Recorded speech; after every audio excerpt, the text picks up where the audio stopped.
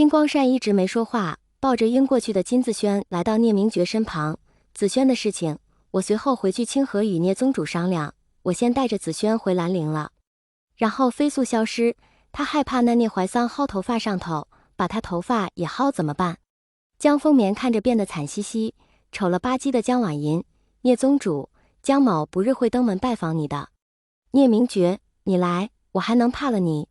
江丰眠告辞，拉着还在抱着脑袋哀嚎的江婉银离开云深不知处。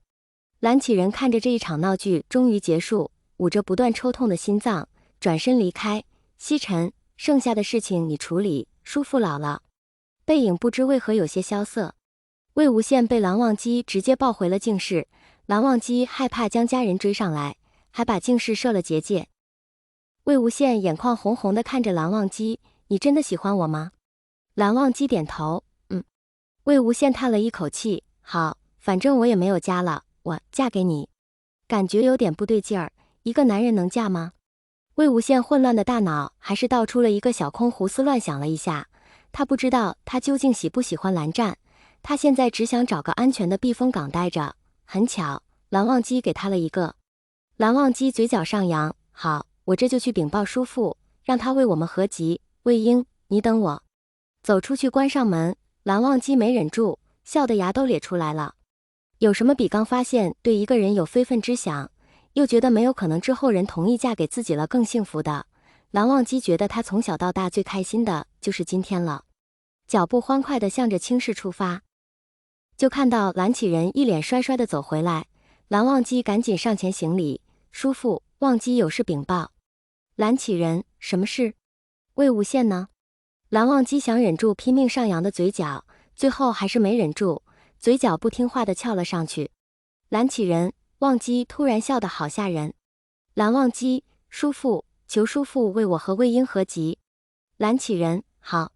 事已至此，他还能怎么办？他在江丰眠嘴里已经成了不择手段之人，他委屈，他真的看不上魏无羡。蓝忘机看着蓝启仁的眼睛微微发光，叔父，可否尽快？魏婴他不开心。蓝启仁嘴角抽搐，他魏无羡开不开心，该他什么事？想给面前这个大院种侄子一拳头，你们都是男子，直接上族谱得了。蓝忘机，也行。现在吗？蓝启仁感觉自己现在特别想吐血，走，我这就给他名字记你旁边。我让你催，我让你没有反悔的余地。二人快速走到了祠堂，看着蓝启仁把魏无羡的名字记上了族谱，蓝忘机放心地吐了一口气。其实他就是害怕魏无羡反悔，他就是想赶紧把魏婴绑到他身边。蓝忘机唾弃了一下自己卑劣的内心，笑逐颜开，转身回来了净室。蓝启仁，蓝忘机回来的时候，魏无羡正在默默地流眼泪，蓝忘机脸上的笑容一下子消失了。魏婴，你反悔了？魏无羡疑惑地看着蓝忘机，什么反悔？蓝忘机抿着嘴，你为何难过？魏无羡，我也不知道，可是难过自己得到的都不是真心吧？蓝忘机，我对你是真心，无一丝虚假。魏无羡硬挤了一个笑容，蓝湛啊，你说我哪里配得上你？你怎么会喜欢我呢？蓝忘机看到了魏无羡眼底的痛色，握住了魏无羡的手，是我配不上你，魏婴，你哪里都好。魏无羡的桃花眼中映出了蓝忘机真挚的脸庞，魏无羡把自己埋进了蓝忘机宽阔的胸膛，蓝湛，有你真好。蓝忘机紧紧地抱住魏无羡，叔父已经为我们上了族谱，你现在就是我的道侣了，蓝家人没有和离，你不许反悔。魏无羡心里一惊，赶紧道，别冲动，我给你抄。还对了一下蓝忘机。蓝忘机生气地扭过了头，聂怀桑，这还差不多，我们可是好兄弟，算了，不跟你媳妇计较了。魏兄，我们下山喝酒去呀。魏无羡艰难地道，我媳妇。